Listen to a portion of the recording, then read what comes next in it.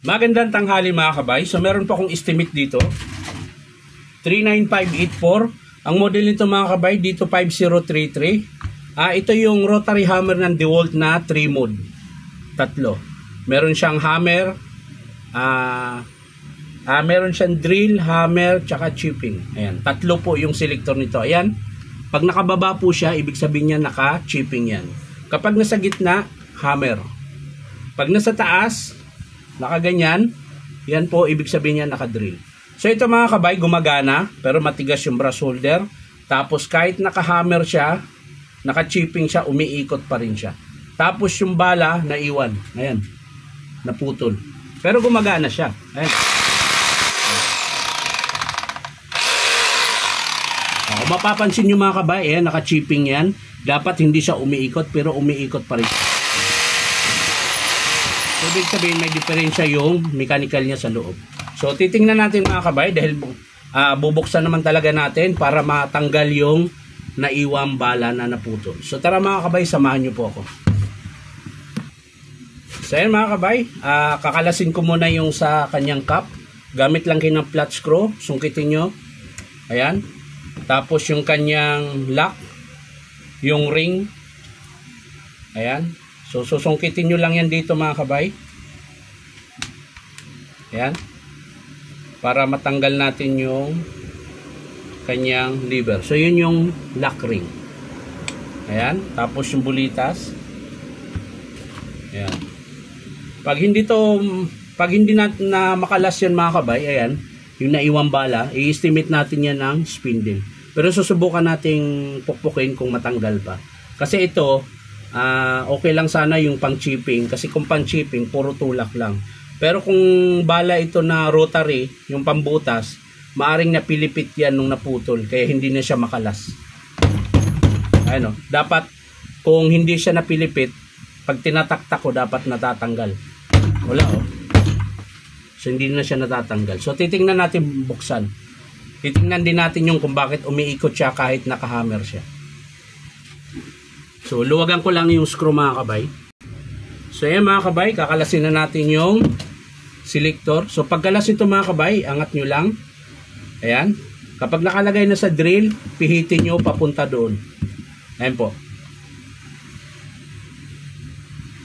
Medyo matigas. Kailangan siya nakahiga para madiin.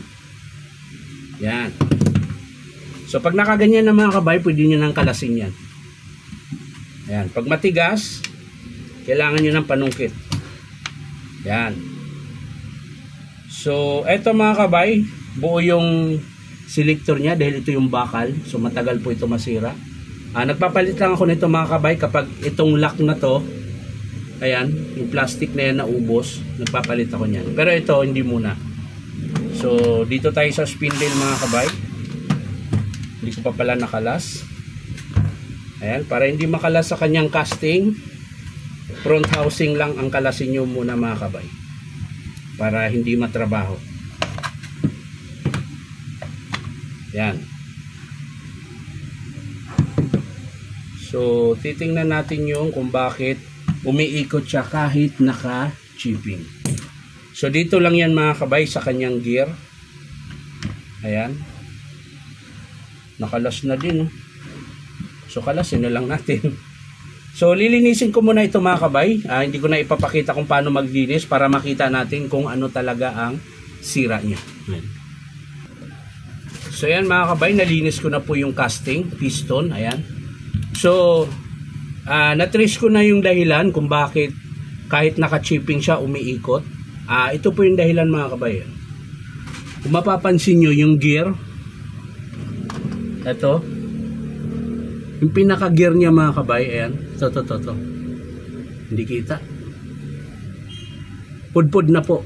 Ayan, mapapansin nyo yung pinaka, ito may tama. Ayan. So, isa po yan sa dahilan kung bakit kahit naka-hammer siya, naka-chipping, umiikot pa rin yung spindle. Kasi hindi niya na naitutulak ng maayos. At meron pang isang dahilan mga kabay, eto, yung plate. Yung pinakangipin niya ay pudpud na, dapat matulis yan. Ito. Yung tatlong ngipin na yan, ayan. Dapat matulis yan. So magpapalit tayo ng plate, cooler. Ito po yung cooler. Ito yung partner sa gear. Yan yung nagsisilik ng hammer drill. Hammer drill tsaka chipping. Ayan. So yan po yung papalitan natin. Gear, cooler, plate, at syempre yung kanyang o-ring dito mga kabay. Mapapansin nyo, ayan oh, pag tinulak mo, ang lambot na. So mahina na po mag-hammer yan pag ganyan. Pero ang papalitan dito, o-ring lang. Yan. So o-ring, plate, cooler, tsaka gear. Tapos dito sa spindle niya mga kabay, sinubukan ko na siya mga kabay, susubukan natin ngayon paluin kung makakalas yung naiwan na na bala. So tingnan natin mga kabay kung lalabas. Susubukan lang naman. Tsaka magpapalit din naman ako ng spindle, pero subukan ko lang kung makalas. So wala talaga, hindi gumalaw. Yun oh, bumaba siya.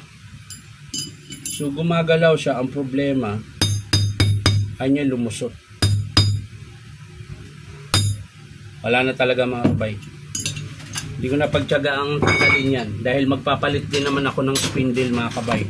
Gawa nung mahina yung kanyang chipping. So ayan mga kabay, pinaka-estimate ko, ito muna housing. So yung housing niya mga kabay, front housing okay pa. Kapag yung needle bearing na yan mga kabay, ayan, meron din kasi nangyayaring ganun eh. Ayan. Kapag yan lumubog, ibig sabihin palitin na itong front housing. Pero, ayan, naka-uslip pa yung needle bearing, so okay pa po yan. Tapos, check natin dito. Dahil nabuksan na rin natin. Check natin yung armature niya kung makapal pa o kung walang tama. Ayan. So, gumagana pa naman siya. Ayun, maiksi na yung carbon. Pero okay lang yan mga kabay dahil magpapalit din naman ako ng brush holder. Ayan. So pag nagpalit ako ng brush holder, kasama na po yung kanyang tawag nito, yung kanyang carbon. Pero para makasiguro tayo, dahil hindi pantay ng kain yung kanyang carbon, tingnan natin mga kabay. O sadyang pudpud lang talaga. Ayan. So tatanggalin natin yung brush holder niya. O kahit yung armature na lang.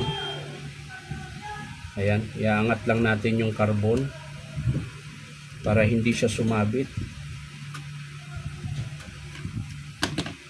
Tingnan natin yung armature. Ayan. Minsan kasi yan mga kabay may tama sa bar. So ito mga kabay okay pa. So yung brush holder lang talaga. So ulitin ko mga kabay, ang papalitan natin dito sa D25033 na rotary hammer 3 mode ng DeWalt, brush holder, spindle and gear,